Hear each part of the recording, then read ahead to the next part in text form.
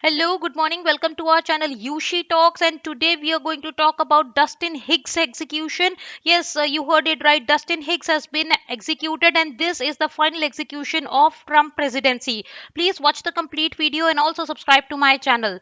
So let's get started. Dustin Hicks, an inmate on death row in Indiana, has died in the final federal execution of Trump presidency just days before he leaves office. Hicks was convicted in the killing of three women in a wildlife refuge in 1996, but until his death, he denied ordering their murder. He died by lethal injection at around 1:23 local time on Saturday. His execution is the 13th carried out since July when the US government ended a 17-year hiatus on federal execution. It comes just days before President-elect Joe Biden, who is against the death penalty, is sworn in. There has been criticism of the Trump administration's rush to carry out the sentences, breaking with an 130-year-old precedent of pausing executions during a presidential transition. So let's know a little more about who Dustin Hicks was and why was he convicted of these murders. Hicks was convicted and sentenced to death in 2001 for overseeing the 1996 kidnapping and murder of three women, Tangi Jackson, Tamika Black, and Michelle Chin.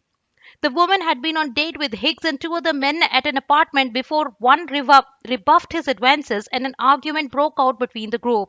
Hicks and accomplice Willis Haynes offered to drive them home but instead took them to a wildlife refuge in Maryland where prosecutors said Hicks gave Haynes a gun and told him to shoot the three women. Haynes, who confessed to being the shooter, was sentenced to life prison in a separate trial. It is arbitrary and inequitable to punish Mr. Hicks more severely than the actual killer, a lawyer had appealed in the plea for clemency addressed to President Trump.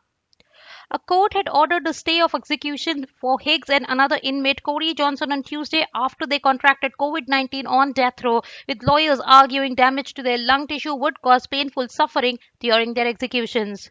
But the Department of Justice immediately appealed and won the case. Johnson was put to death on Thursday.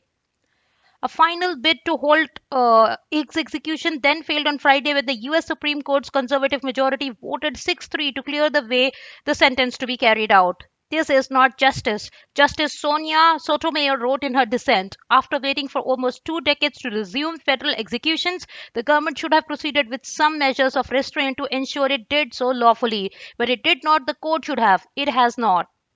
She also listed the names of all the 13 executed since July. To put that in historical context, the federal government will have executed more than three times as many people in the last 6 months as it had in the last 6 decades. In his final words, Hicks repeated his claim to innocence. I'd like to say I'm an innocent man, he said, mentioning the three women by name. I did not order the murders. Hicks was the third to die at a federal prison in Terre Haute, Indiana this week, including Lisa Montgomery, the only woman on federal death row, on Wednesday. The government completed its unprecedented slaughter of 13 human beings tonight by killing Dustin Hicks, a black man who never killed anyone, on Martin Luther King's birthday. Sean Nolan, one of Hicks' lawyers, said in a statement.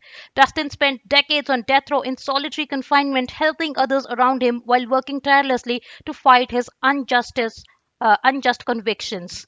So that's all we have in news today about the execution of Dustin Hicks. Please keep watching this space and also subscribe to my channel. Thank you for watching and you have a wonderful day ahead. Bye bye.